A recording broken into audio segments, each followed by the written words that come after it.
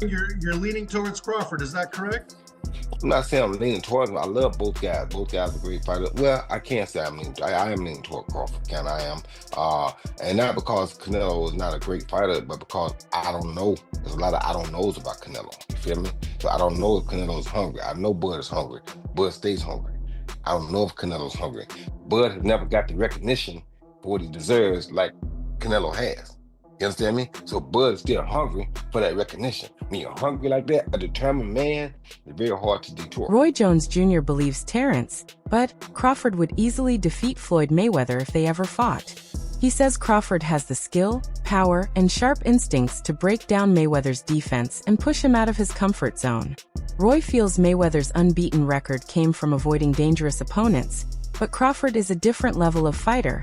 One who can think fast, adjust quickly, and truly challenge Floyd in every part of the ring.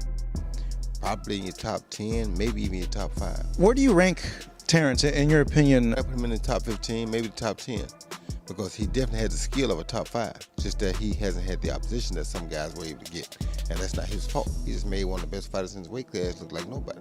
That's pretty damn good. Now he proved what we already thought. We just didn't see him against the best opposition near his weight class. See, this is the thing people don't understand. This is what I like about Bud. He reminds me of Roy. We ain't got to have the best opposition in our weight class. We want the best opposition near our weight class. There's been discussion that maybe Crawford and Inoue are going back and forth tussling for pound for pound. That maybe Inoue because of the multiple weight divisions. You're shaking your head no. Tell me why no. Because Inoue also, when he first moved up, he lost to Donell. Don't forget that. Bud ain't lost nobody. Moving up or down, he moved up 3 times. He lost nobody. Don't tell me he better than Bud. Roy Jones Jr. says Terence, but Crawford has the kind of skills most fighters can only dream about. He praises Crawford's sharp ring IQ, his ability to read opponents, adjust quickly, and switch strategies mid-fight. Roy also admires Crawford's stance flexibility, switching smoothly between orthodox and southpaw to create confusion. He points out Crawford's perfect punch timing, smart setups, and slick footwork that keeps him safe yet dangerous. Most of all, Roy values Crawford's precise, intelligent power that lands exactly when it matters most. As Canelo Alvarez has been a great fighter his whole career, people like Erislandy Lara gave you the blueprint on how to beat him. People like Floyd Mayweather also gave you the blueprint on how to beat him. But Bud is more fierce, more fearsome, and more angrier and more meaner than both of those guys. So if they showed you the blueprint, Bud gonna go out there, take that blueprint, and do even more with it, which is what Bud did. So it was never a question in my mind whether Bud really was going to outbox me, just if he could take the punch. And right away he showed, bam, he could take the punch. So I knew from that point, if he just slow him down, which he did, he'd be okay. Then late in the fight, what other people still didn't see, late in the fight, Bud started hitting Canelo's body. One of those body shots, I think about the 7th or 8th round, hurt Canelo. I was like, whoa. Bud hit him in the right spot then, and he got Canelo's respect with that too. So Bud fought a very, very awesome fight, fought a beautiful fight, very tactical. Very controlled. Yes, it was a beautiful fight for boxing. It was a beautiful fight. Bud got hit with some shots. He did. He got hit with some single shots going out. He's going out and Canelo, if he has you trapped in the corner or along the ropes, it's typically 1 to 2 big shots. You know that if you've watched him. Yep. So you could tell Crawford, as he was going out, he knew the one shot was coming, and several times it landed. He even got hit with a 2-piece. I don't remember what round it was, uppercut right hand that Crawford took well. So when you started seeing him absorb the shots, if you're Team Crawford, you don't want him to take that shot. But if you started seeing that, now you know that, okay. And I think that's what gave Crawford the green light to stay there a little bit longer. He smiled about it. Yeah. And sometimes that smile can be a lie, and sometimes that smile can mean what I think it meant for Crawford, which is, oh, that's not as bad as I thought. Roy Jones Jr. believes Terence Crawford is at the very top of his game. Undefeated, experienced, versatile, and still hungry to prove more. He praises Crawford's ability to adapt, maintain power across weight classes, and fight intelligently from any position. At 167.5 pounds, Crawford combines speed, strength, and sharp ring IQ, giving him every tool to dominate. Jones says if there's ever a moment for greatness, this is it. Crawford's time to make history. Floyd Mayweather is still greater than Terence Crawford. We need to really talk about this now. A lot of you guys are putting Crawford a bit too high. If you want to say Crawford could beat Floyd, I'm more open to that conversation, but when you're lining up the careers, I'm going to say Floyd every time. While they're both 5 division, Bud has become 3-time undisputed, but he's only fought 10 world champions to Floyd's 25 world champions. You can't take away the 5 division, 3-time undisputed. In terms of accolades, yeah, he probably gets the nod over Floyd. I say their accolades are about relative, considering Floyd Mayweather won Fighter of the Decade as well. But when you get to the resumes, Pacquiao, Oscar, Canelo, Cotto, Mosley, Castillo, Marquez, Zab, Gotti, Hatton, and Corley. There's probably way more people that this guy just didn't name. And then when you get to Bud's resume, not saying it's just bad, but the only names that's really worth mentioning is going to be Spence and Canelo. It's not a knock on Bud. Bud was not able to make those fights early on in his career. But I got to tell you guys what it is. Bud's resume just doesn't line up with Floyd's. Take their top 20 wins. Bud don't even got 20 wins to really sit here and name. Floyd got a good 20-something plus. Bud probably got about 10 wins that we could really sit here and name. Floyd's still greater than Bud in my opinion. Critics argue that a fight like this could damage Terence Crawford's legacy. They believe that instead of building on his historic wins, such as dominating Errol Spence and outclassing Canelo, Crawford might be chasing money instead of true competition. This belief comes from the idea that Floyd Mayweather's later career became more about profitable exhibitions than meaningful fights. Many analysts say Crawford has worked too hard to be seen as someone driven by paychecks instead of greatness. Some critics also revisit the context of Mayweather's biggest wins.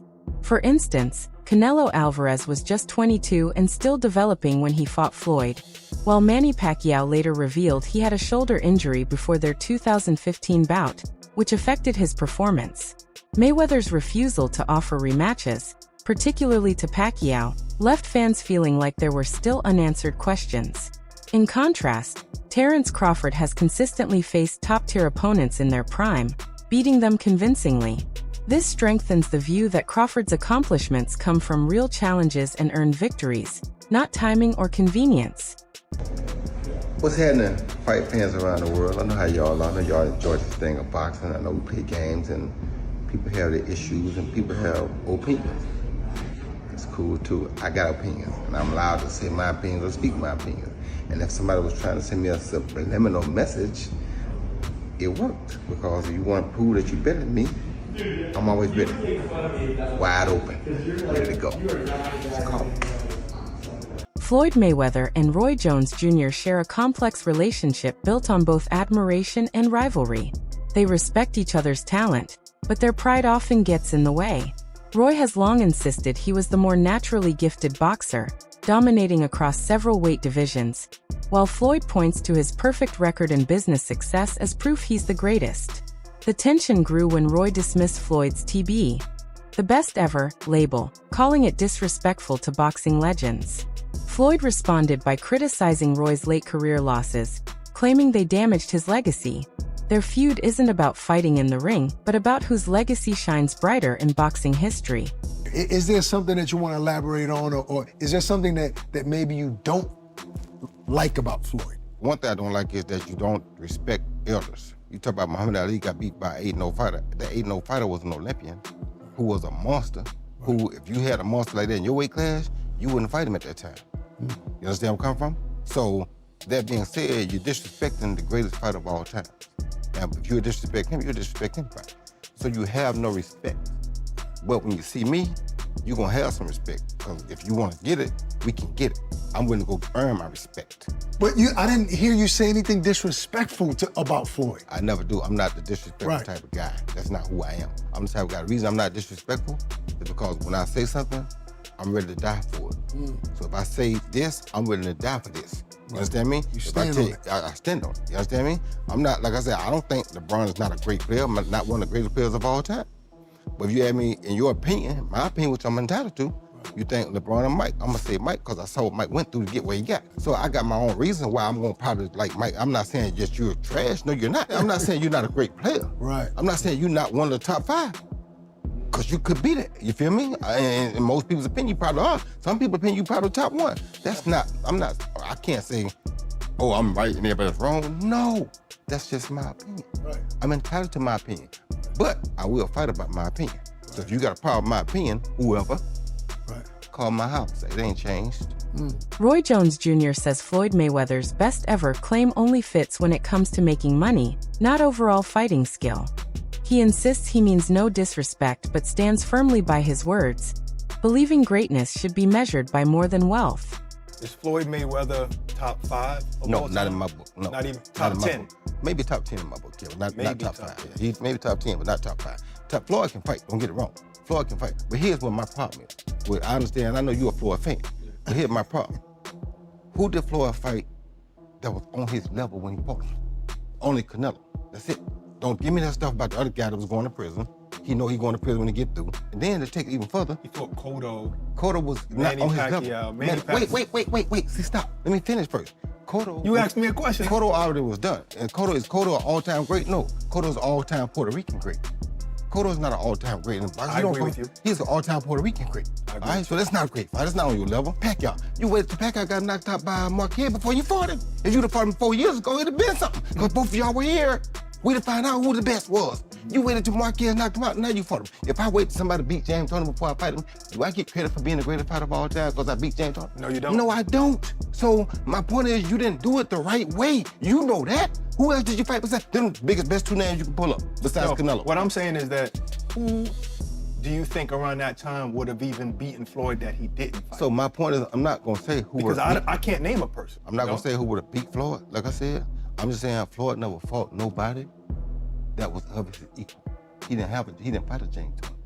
He didn't go looking for a James Toney. Roy Jones Jr. recently revealed that Floyd Mayweather isn't in his personal top 5 greatest boxers of all time. He said Floyd might make the top 10, but doesn't believe his record matches true greatness, as many of Mayweather's key victories came against fighters past their prime. Jones added that timing plays a huge role. Defeating Manny Pacquiao after his decline and setbacks doesn't hold the same value as facing him at his peak.